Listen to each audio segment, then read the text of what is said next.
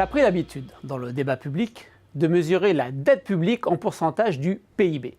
C'est une façon de faire courante et qui facilite les comparaisons internationales, mais qui n'a pas forcément grand sens sur le plan économique. La dette est un stock accumulé que l'on ramène à un flux, la production de richesses, d'une année. Et il n'y a pas de niveau de dette sur PIB prédéterminé qui permette de savoir si le niveau est soutenable ou pas. De manière plus pertinente, on peut s'intéresser au coût de la dette. Les intérêts payés chaque année en pourcentage du PIB ramènent un flux à un flux. Et une montée rapide du ratio signale un problème certain. De ce point de vue, le coût de la dette française est nettement orienté à la baisse. La France ne paie pas plus aujourd'hui que ce qu'elle payait quand sa dette ne représentait que 20% de son PIB. Lorsque les banques centrales, notamment la Banque de France, se sont engagées dans des politiques monétaires restrictives pour lutter contre l'inflation, les taux d'intérêt ont beaucoup monté. Cela s'est ressenti sur les intérêts à payer sur la dette publique qui ont culminé à l'équivalent de 3,5% du PIB en 1997. Depuis, le coût de la dette française n'a cessé de diminuer.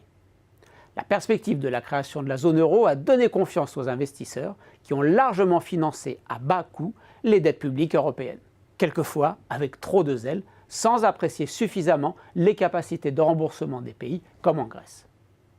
Par la suite, l'épargne mondiale disponible pour s'investir s'est retrouvée à un niveau plus élevé que ce que les entreprises et les administrations publiques étaient prêtes à investir, poussant le loyer de l'argent, les taux d'intérêt, à la baisse. Après la crise financière et celle de la zone euro, les politiques monétaires des banques centrales ont contribué par leurs interventions à maintenir les taux d'intérêt à un niveau faible. Mais du fait de l'excédent d'épargne mondiale, ceux-ci étaient déjà orientés à la baisse avant leur intervention. La fin du quantitative easing sera très progressive, puisque même si la Banque centrale européenne arrête de créer de la monnaie pour acheter des titres de dette publique, elle va réinvestir pendant un moment, et aucun terme n'a encore été fixé, ce qu'elle touche en remboursement. Elle a par ailleurs indiqué qu'elle ne commencerait à remonter graduellement ses taux d'intérêt qu'après l'été 2019.